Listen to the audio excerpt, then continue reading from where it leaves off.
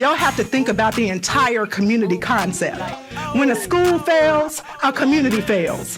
When a school closes, the opportunity for a child to get a good quality neighborhood education fails. But not only that, why are we okay with the majority of our children escaping the American dream? I don't care if a parent isn't in the home. This board has a mandate. This ain't my business, but it is my business. What's up, y'all? We back with another episode of That Ain't My Business. But let's talk about it. I'm your boy Nesto the Dunn, your favorite co-host coming out this Motion City. It's your boy Pac-Man, the hood's voice box, you know what I'm talking about. And we got a very special guest in the building with us today. Do you care to introduce yourself? I do care to introduce myself. I'm Omari Ho-sang. And I'm a local. You want me to talk about myself a little bit? Yeah, go ahead. I'm a community organizer. I work to build power in Black communities, and I work with our people to, number one, identify their power and then utilize their power to make change. Okay.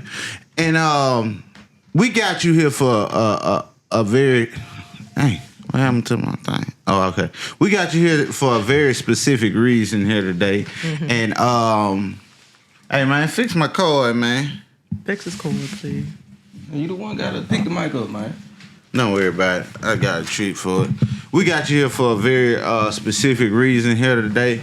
And I'm going to kind of let you take the floor. Mm-hmm. But I just want to ask, like, what was going on that made you start to mobilize the grassroots community to engage the Caddo Parish school board? What was going on that made you see fit to make this engagement? To jump in, right? Yeah. Well, number one, let me start from the beginning. So I founded an organization back in 2016 here in Shreveport called All Streets, All People ASAP. And the reason why I founded that organization was in part because how Black children, Black schools, Black communities were treated. Not only that, we identified that there are root causes to what was going on. At the same time, in May of 2016, there was an uptick in violent crime. I don't know if you remember, you was probably a young buck back in the day in 2016, about 24 years old, mm-hmm. Maybe. I was probably part of the problem. You might have been one of the perpetrators. But what we found was that, violent crime doesn't happen in a vacuum. So the question becomes, what does violent crime got to do with the schools? Mm-hmm. And what does violent crime have to do with the Caddo Parish School Board? A lot. And I think sometimes when we get into these issues like what we're in right now with the school board and the superintendent's election, that people get lost in like, oh, you just don't want that man, or it's personal. No.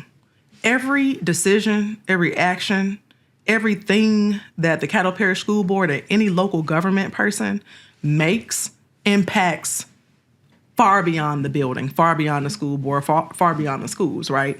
If we have 12 school board members, 6 of them white, 6 of them Black, and continually, whether we get in new school boards or not, we continue to see Black schools shut down mm-hmm. in Black communities. Mm-hmm. We continue to see lower quality education, less resources in these schools. We're not saying the teachers not working hard mm-hmm. or the administrators.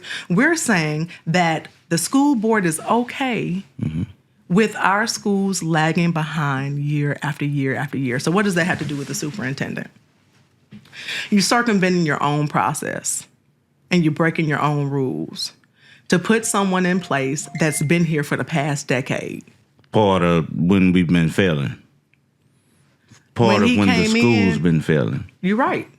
When he came in, the state had taken over schools. And now that he wants to be the superintendent, the state decided they would come to Caddo first mm-hmm. to start taking schools over again. Mm. What does that say? That says in the past decade, since this person has been in place, schools have continued to close. Mm. Our district has not gotten better for what has happened academically. In fact, it's gotten worse for what's happened academically. We have another charter school. They call it a turnaround school. But at the end of the day, at Fair Park, our school board members voted to bring that charter school to this parish. And so what is that saying? Doing the same thing over and over again and expecting different results is what? That's insanity. That's insanity. Literally. So not only have they broken their own policy and broken their own rules, these are the same individuals who have allowed our school district to fall behind. And guess what? Schools only closing, for the most part, in Black communities. Right? Because I ain't seen no school closing no Caucasian community. I've seen one, just to be fair, J.P. Timmons, that's in a rural community. They did close. I never heard of them. Yeah. But other than that, you're right. That's on the Caddo? It's a Caddo school. Okay. Yeah, they closed about 4 or 5 years ago. But, I mean, we got to look at the majority of what's happening, right? We know that storms, hurricanes mostly hit the coastal areas. We know sometimes a hurricane might hit inside the coast. But we know what happens. We know what the pattern is. And this is my issue. And I'm not blaming community or anything, because I think you said something earlier I thought was important. You said you never, like when I speak, But anyway, and I said a lot of people, you said you don't think that they're not intelligent people in the community, but you rarely see them speak. Well, many of those people are in corporate positions, and they're fearful to keep their jobs. They're fearful of being castigated or being pushed aside or kicked out the group, the in group, right? And so what's happening is there has been not only a pattern of closures and neglect of our schools and our children, but who is really standing up consistently? And I hold myself responsible for that too. But we be at the city council. We might even go to the commission. But why won't we go to the school system? Because for me, the school system is ground zero for just about every issue you can think of, from gun violence to nutrition. I'm gonna say this too, and the school board is not the only ones that I feel like are guilty of this, but I feel like they set up these meetings at times that are inconvenient to the public as well. Facts. And I don't know what remedy we could have for that, but we need to be able to come with something, because as of right now, the way it's set up is very advantageous to those who are trying to escape accountability. So much truth. OMG. That's huge. Like, where are most people at 4:30?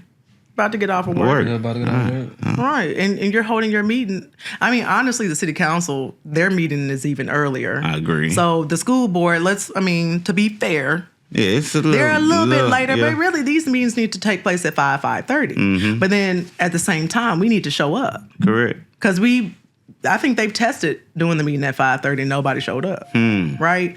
And so there are dual roles in this community. There is the mandate. I keep saying that, like, they are legally supposed to protect our children. They're legally supposed to make sure every child in Caddo is succeeding. At the same time, when they fall out of line, it's our job as the people and the people's organizations to put them back in line. That's called accountability. And I'm not saying we're not doing it, but what I'm saying is not happening consistently enough. And when I came in, I was talking about certain pages I can't follow because we talk about junk, but we won't spend the same equal investment of time to talk about how we're going to move the needle forward. And so there are a lot of time wasters. There are a lot of detractors. There are a lot of people who are doing a lot of talking on social media, but where's the real behind the scenes planning and strategizing? We talk about the civil rights movement a lot, but I love the Black Power movement. And even in the Black Power movement, we weren't just fighting the power, but we were designing programs that was actually feeding and addressing our community. Correct. The Black Panthers had the Black breakfast program, right? Community was working on different levels, but then they were also securing and defending our streets against racist people who were trying to kill us, right? And so we can walk and chew gum at the same time. And no, it's not 1970 anymore. This is an age of social media, but we have to be a little bit more disciplined with the way we carry ourselves in social media. Like, I'm just learning about monetization. right? And I'm learning with monetization, I'm gonna get more money being messy than I will be being empowering, right? I know that, right? So look, I understand the snares, I understand the challenges, but we still insanity. Either we're gonna do something different, or we're gonna keep on seeing the same results. Well, like with here, that ain't my business, and I know even me personally, you know, I've seen, and it speaks to what you're saying as well as far as engagement. If I was to get on Facebook or any social media, and I just, you know, education, you know, flat out, just plain speaking to the people, you know, this what we need to do. Let's do this. I'm gonna unfollow. People don't, and it's true. Like people, real life, do not engage. So I've come to learn, like a lot of times you have to really trick people, right? So, like right now, It's called you got to put the candy in the medicine. yeah. I mean, you There got to we put the go. medicine in the candy. You got to put the medicine in the candy. So it's like right now, we had a lot of shit going on Facebook. A lot of people probably call it messy. In my opinion, I feel like we letting the people know something they need to know because they getting fucked over in business. Be specific. What you talking about? Zia is fucking taking these people. He taking a lot of artists and publishing. He putting their music online for them, and in the midst of doing that, he's taking their writings and their publishing from them. He's putting his name down as a writer when he ain't writing nothing. And Right. that's exploded on social media. People talking Correct. about it. Okay. But in the midst of that, what did we do? We dropped a episode of Craig Lee speaking about this very same topic, the school board in the midst of that. So they coming to see, and we marketed it to a part. We asked him about the Zia thing. So when he spoke on that, he said something that was kind of alarming or whatever, right? So we marketed that. But if you watch the podcast, it really wasn't about that. It was about what we're speaking on now. It makes sense. Y'all are marketing geniuses, and I am not. Okay, because I'll be up on my Facebook talking about this stuff, revolutionary stuff, education, all that stuff, and I noticed that people don't engage unless something explodes. So like, I get it. I just don't like it. It could be the delivery too, because like with Craig Lee, y'all basically got some of the same talking points, but he be so energetic the way he do it, and the way the way his mannerisms go along with it, the way the way he performs it, it make it more ingestible. I think that's a really good word, perform. And that's the thing. I'm not performing. Like, I'm not doing this so that I can get seen and get known. Like, literally, that's the difference between activism and organizing. Because activism is about being seen. Activism is about getting people's attention. And there is a place for that. But organizing is about building a base so we actually have political power. If you're seeing somebody and they're always by themselves making all the noise, they're bringing attention to themselves and maybe even the movement or the message. But are they building the type of base, the type of power that we actually need and require to make changes? And I think we need to start having those internal questions. It's not saying, okay, we'll move that element aside. There's a role for that, but we have to recognize what role that's playing. And sometimes there are elements out there that are performative. People are putting on a show because they want to be seen. And I agree to a certain extent, but it's kind of like, all right, Malcolm X, Martin Luther King, Fred Hampton, Huey P. Newton, they were all still great performers. They were good speakers. Now, Yeah, because speaking is a talent. yeah, It now is. what they stood for was real shit. You know, they were really what they meant, what they were saying. They was really trying to push for our people, right? But there were things about them that were engaging, like that people love. Now that when they probably born to this generation, but Maybe. maybe, but I said that to say, like, when it do come to speaking, like, you do got, as an organizer, you do need to keep in mind what will excite the people the most, right? So I'm finna be totally honest with you. There's times when I know if I say or don't say certain things, it would probably be more accurate, but I don't do it or do it because I know what's going to excite the people more.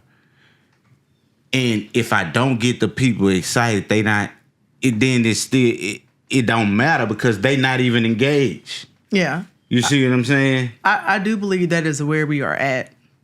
I think that I do agree. And that's why we need people like y'all too, a part of the real movement, right? Like there's a lip service movement that only lives online.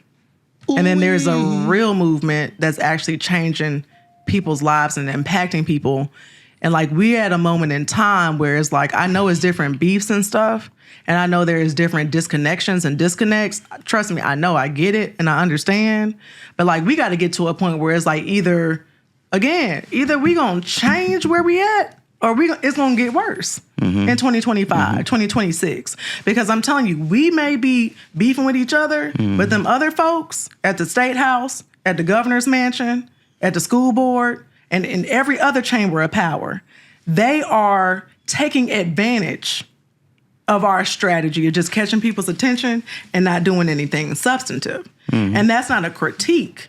That's just the reality, right? That's why when I reach out to you, I want you to join the movement. I want you to bring and leverage your skills because Omari is boring, but you can bring that. But what Omari is real. And I'm really working with other people who are really doing the work. And it's not fun. It doesn't get likes.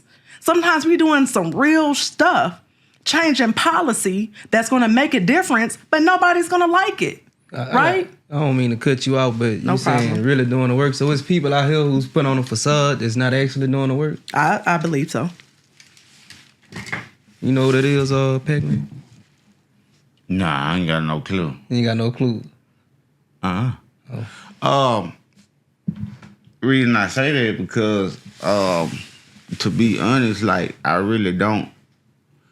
And a lot of people don't believe me when I say I really don't be paying attention to motherfuckers. Yeah, because right now it seems like from the outside looking in, the non-profit and organization thing, that's like the new kind of, seems like kind of like the new hustle. You know what I'm saying? First time. Some people, like the majority of the people who see it, they feel like they just using it for money to better themselves and not the community and other people. Well, I say this: I'm part of a nonprofit organization, and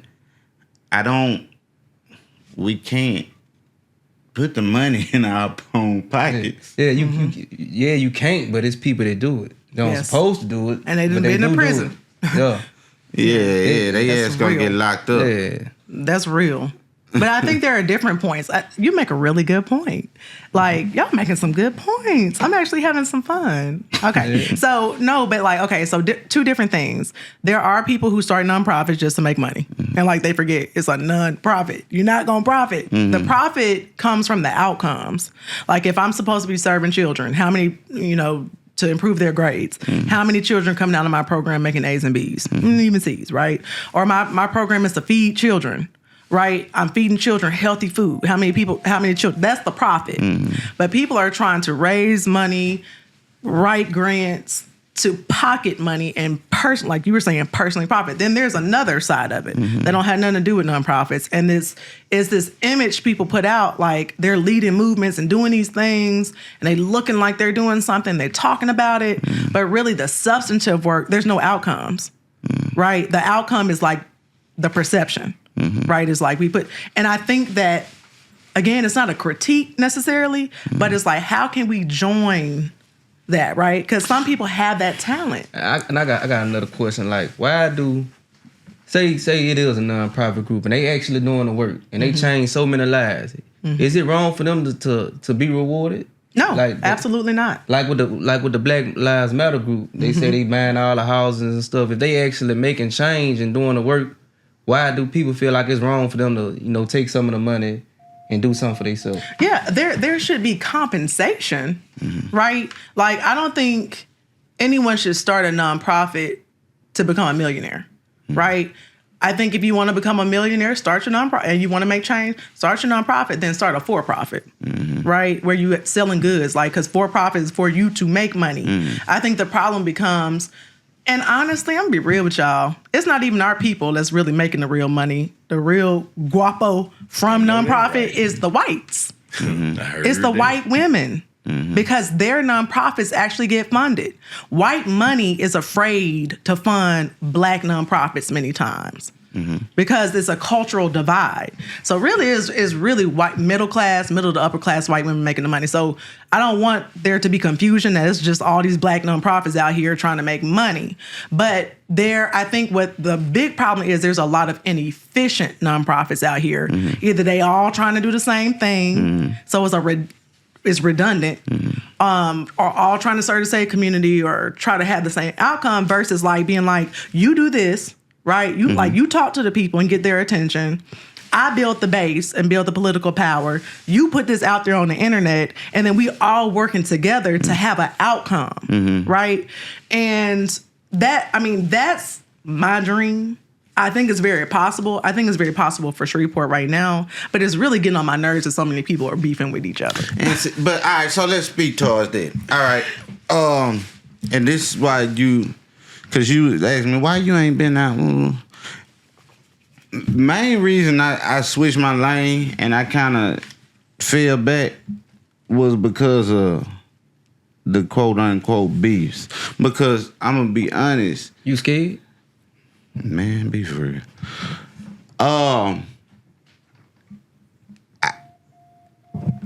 It's not real. It's not real beef to me.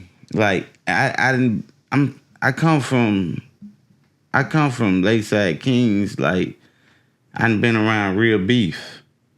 I done seen real people have real issues to really not like each other. Like. And it's legitimate for them to not like each other. Getting into it over motherfucker said a speech and this and that and it really be egotistical shit. So it just drove me away from even wanting to just be out there for real, cause I can't take it seriously. Like, I can't take the people seriously that I'm supposed to be working with. Robert, what are you trying to achieve, though? Like, you as Robert Brashan, like, Pac-Man, like, what do you want to see change in the community? What do you want to see? Well, I want to see more. I want to see more ownership. I want to see us get back to actually being a community. Because right now we're not in a community. Nobody even fuck with each other. I want to see us being able to change laws. Like I was telling some of the council members, like if I was to have, I couldn't be on that horseshoe because I'd be ramming laws down them white folks' throat like a motherfucker. They'll be having lawsuits on my ass left and right. Okay, you see what I'm saying? Because I'm gonna be pushing them down. I don't wait for white acceptance. You know, I don't care about it at all. Like that's why I ain't took this out of my mouth. And I got this on my head. You see what I'm saying? Like, because I don't care about white acceptance. You're unapologetic. Right. So I want to see us to be able to, if we can come around, if we can like collectivize to push black people forward, like no matter what that is. And I understand we're going to have our differences of opinions. Yes. But it seems a lot of times when I have been in these rooms and when a difference of opinion come about, people act like we are what you just said, beefing. No, we just had a difference of opinion. Even if that conversation got passionate, right? And people, we might have yelled at each other. I would say some cuss words or whatever might have happened. See, to me, the way I operate, okay, that happened. Now what's next? Like, and I don't mean what's next between me and you. I mean like what's next we pushing on the agenda. That part. But it's like people can't get over that shit. And So why should that stop you? it's not gonna stop me, but it's fucking with us. If you get what I'm saying, like, why it's not it seems like it can't be a us because you mad at me. Like I'm not even fucking mad at you. Yeah. But you mad at me. And I ain't gonna let you fuck me over. But you know what I'm saying? Like that'd be the whole thing to me. Like when we was talking, it was miscommunicated. You said I wasn't being shaded, you know what I'm saying? But I'm like, you see, I was laughing though. I'm like, man, what I said? I was like, man, we ain't never had. I'm like, I ain't never had no issue with you. Like, I've never had an issue with you. Even when that shit happened out there at the station, I ain't, at that point in time, I ain't know you at that point in time. Right. Being honest with you. I didn't know you. Right? So there's no way I could have had an issue with you. Like, that's not how I raised. Yeah. You see what I'm saying? I agree. So it's just small things like that I feel like be kind of stopping us from moving forward. Well, that's the part that we're going to have to solve for. We're going to have to solve for that number. Really, we're going to have to figure out the order of operations to really get past that. I mean, I think this issue with the superintendent selection is so cut and dry. It's so clear that they are wrong. And it's so clear we're going to have to bring out the whole community to stop them. Because we went up there, Craig Lee gave a passionate speech, I gave a passionate speech, Bricka gave a passionate, everyone that spoke so passionately and deliberately. And guess what they did? Adjourn. Adjourn. Like, and then do nothing. Didn't answer not one question. So they're showing us we don't care about y'all. Y'all can organize all y'all want to. Y'all can shout and point all y'all want to and bring up all the greatest points in the world. And we still are going to do what we want to do. That's power. Yeah. And I think a lot of that is about money and pockets, backroom deals and shit like that. So if I made a backroom deal with you, right, I don't too much give a fuck what they coming in here talking about, because we already made the deal. Already made it. Yeah, I'm gonna say what I saw my old classmate say. He big in the education game. He said it's a lot of people. It was a lot of people at the school board that day, but in 2 more weeks it ain't gonna be nobody else. So they feel like they kill now, but in 2 more weeks they ain't gonna care about it. So we can still do what we want to do. Yes, that is literally the most accurate statement I've heard all day. They know we're gonna fizzle out because that's what we do every time. I mean, how many times you just seen the school board, city council, commission packed when we mad about something? And that's when the people like MJ come in, the people like us come in, the people that put it up on the general population mind, you know. And see, and that's what a lot of people don't realize. Like, for example, Rosa Parks, right? In the bus boycott. A lot of people think when they hear the bus boycott, they think, they boycotted a day or two. No, them motherfuckers boycotted what it was, like a year or something. It was a long time they was walking to work. Yeah, it was damn near a year or two that they did that. That's where all these athletic people come from now. Man, walking, carpooling, everything to work. Right. So it takes dedication, in order to actually bring about change. But do our people even hold the capacity to be dedicated to an issue like that for that amount of time that it takes anymore? I think that's a really good question. I think we have the mental and spiritual capacity, but I think that life is lifing right now. Because, I mean, it's hard for even people who do it. I mean, you got money issues, you got children, you got child care issues. A lot of people don't have nobody to watch their children to attend these meetings. It's so much going on. It is hard. But I think that we have to reach real deep down and really determine who we are and stop letting this tell us who we are. Stop letting this dictate our image. Stop following people blindly who we feel look cool, feel cool, living the life we want to live. One of my favorite Atlanta rappers died the other day from an overdose. There's a perception out there that's not the reality. And we have to start getting serious about determining what we want the reality to be. So sometimes we're going to have to put this down and really think and reflect on the inside of who are we? What are we made of? And what is our destiny? And until we figure that out, maybe we don't have the capacity. But I believe we can figure that out. And that takes programming. Like we have, how they say the TV is programming you, or we watching a TV program. We got to come up with our own program. How do we really reach the people to remind us? We done been through the transatlantic slave, where we was brought from Africa to here. We done been through slavery itself. We done been through Jim Crow. We done been through Black Power and being incarcerated. We done been through all these things. You don't think we can go through this? You don't think we can put the school board back in its place of serving the people and not us serving them? I believe we can, but we have to have a program that reminds us of who we are, because we done forgot. And a lot of the responsibility is in this. That's my thoughts. Well, with the phone thing, I consider that an addiction. And most addictions, after you've been addicted to some 10 years or more, now you need that in order to survive. So it's going to be kind of hard to make people get out their phones. Most kids get a phone, but 2 years old now. Yeah. So there's something kind of hard to unlearn. It's going to be hard, but program. They got what they got. What do they have for the alcoholics? Alcoholics Anonymous. Alcoholics Anonymous. They got the same thing for other drugs and things, but I will be honest. They say they say in Alcoholics Alcoholics Anonymous that its success rate is 5% or some shit. Yeah.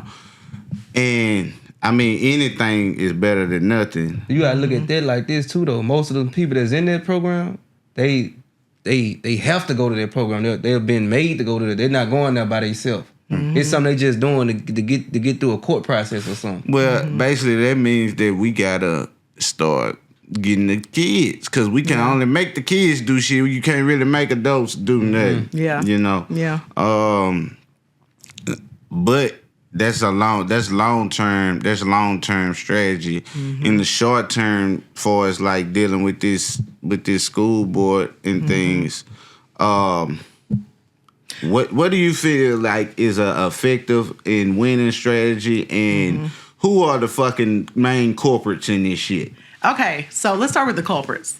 The culprits are the school board and their school board attorney. And I like to name names. Yeah, that's what I was going to ask you. Yeah, we name drop over here. Yeah, I'm a name drop. So, as I said earlier, we have 6 black members and 6 white. Say them apart from each other. Don't push them all together. Like a little space. Okay, give it a space. Okay, so let's start with the black members. Yeah. Okay, so black members, you got Jasmine Green. Ooh-wee. You got Terrence Benson. Ooh-wee. Who, I'm going to give him a +1. Because he really tried. He really tried. We got... who are the other black ones? We have Dr. Benita Dozart. Ooh-wee. She's definitely getting a thumbs down right now. Yeah. A major thumbs down for what she did. Yeah, I got a group text and they said she need to resign. She does. That's what everybody in the group text saying. It's very, very true.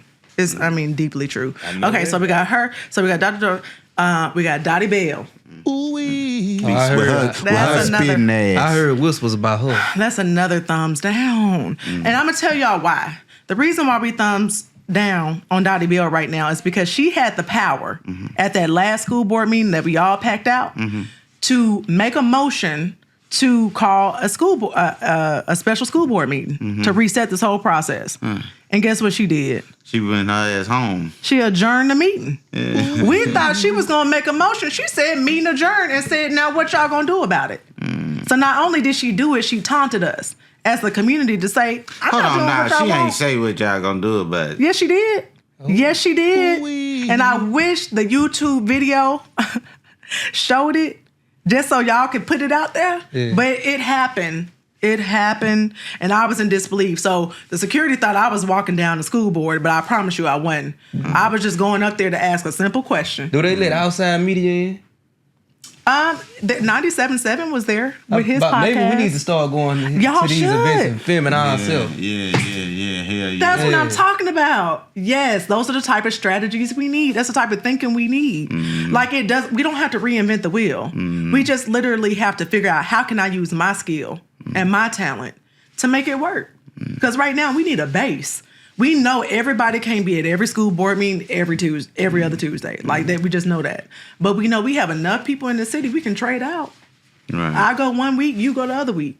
You know what I'm saying? Your media come this week, the other media come next week, and we share. You know, it's some things we can do. Give us the rest of them. Okay, the rest of them. Okay, so Dottie Bell, I called Jasmine Green, Dr. Dozart.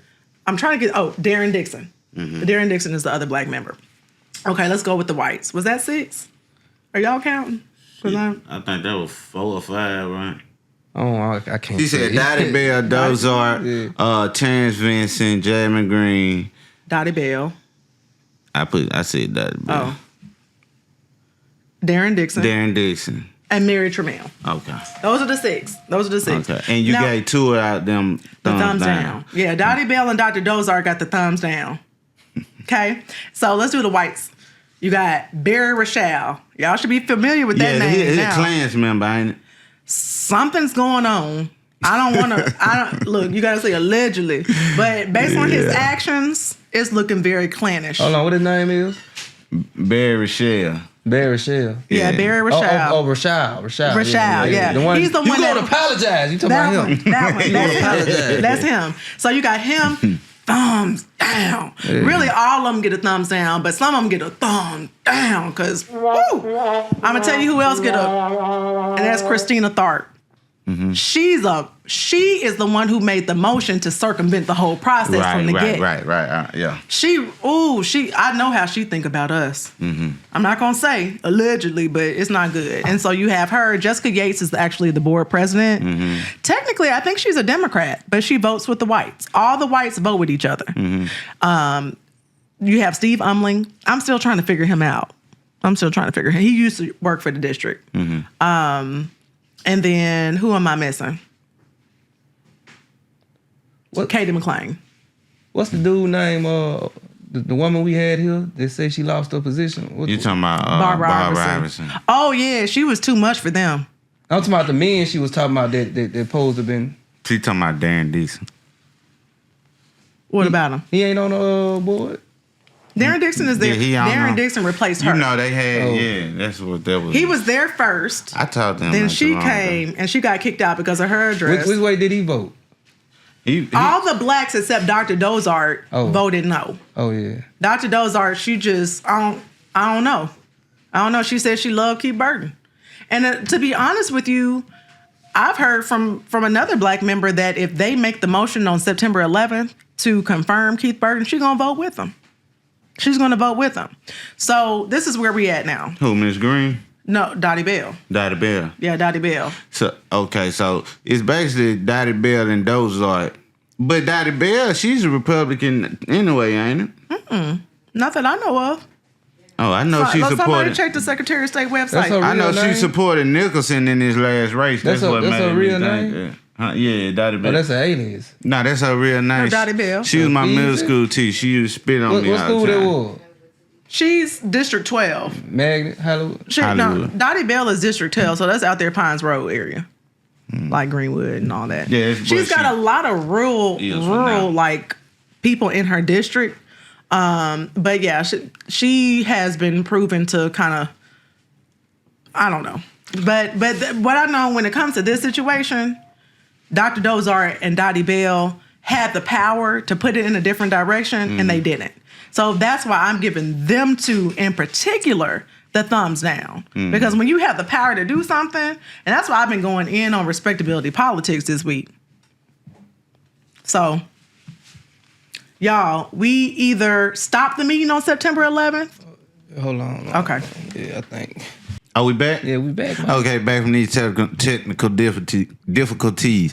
I don't remember what we were just talking about because I done got threatened and all type of stuff. Call to action. Okay, go on, finish. This is a call to action. So y'all, please pay attention to my page, Omari Ho-sang, Ho-sang on Facebook, because this is where we headed. Either the meeting moves forward, 8:30 a.m. on September 11th. That's an easy date to remember, where they will interview the lone finalist that they went on ahead and expedited. They went on ahead and rushed him in. So they interview him on Wednesday, September 11th. Now, during that meeting, if it goes forward, they could vote to go ahead and confirm him. And that's that on that. Or we can legally block the meeting. We can legally stop the meeting. So that's in play. So that's why we need for people to pay attention. We need your help to help. Like, because either we need to pack the chamber like we did. Honestly, y'all, we need to pack the chamber even more than we did last Tuesday. If the meeting goes forth, I know it's at 8:30 in the morning. I usually don't even have a cup of coffee till 9. But we need people in there. That's a weekend? It's Wednesday. 8:30 in the morning. 8:30 in the morning. Wednesday, the Caddo Parish School Board. And most people, they don't want nobody most there. people going to be taking their kids to school around that time. Exactly. They know that. They know that. That's why they scheduled it for that time. That's when we have to really kind of be like, okay, so which soldiers can do it? Because that's what Malcolm X used to say. It's like, stop trying to convince people to join a movement that don't want to be a part of it. If you don't want to be about nothing, if you don't want to stand up for nothing, cool. Go for the ones that can. So for the ones that can come at 8:30, we need y'all there. Yeah, fuck it. Have the kids with you and everything. They ain't going to school after the meeting. Yeah. After we shut this damn meeting down. Do what you can to be there. Do what you can to be there. But, you know, my little opinion is that the meeting does not need to happen.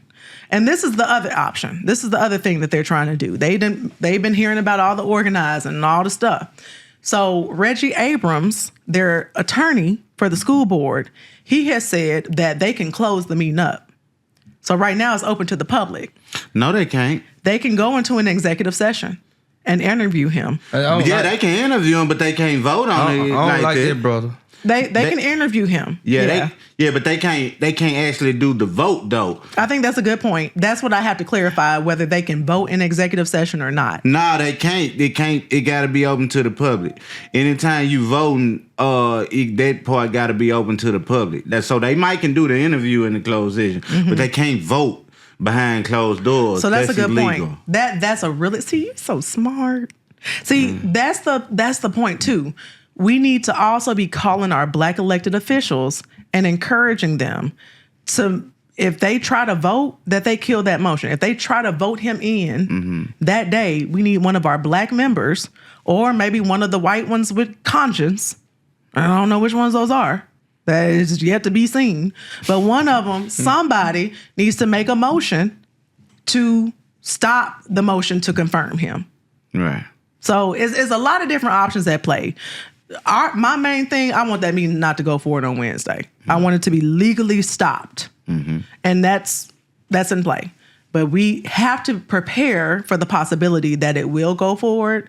So that means tell your people to tell your people to tell your people. Be ready. You might not have to go, but be ready to go. 8:30 in the morning, September 11th, 1961, Midway Avenue. Heard that. September 11th. 8:30 in the morning, Midway Avenue, right there by the train tracks. Right there by him. And another thing before we get out of here, I like that idea you said. Take your kids with you. Because what better way for them to learn that y'all need to be going to these meetings like that too. When you take your kids with you, that's right. You get them. You build that what I'm looking for. You habit. Yeah, you build that habit of them going to things like that. Now when they get older, they take their kids with them and they keep the cycle going. Press the button, because that was good. That was good.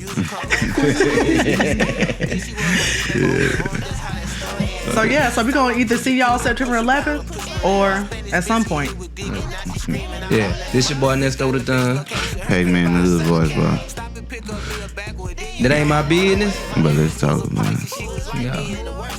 This ain't my business, but it is my business.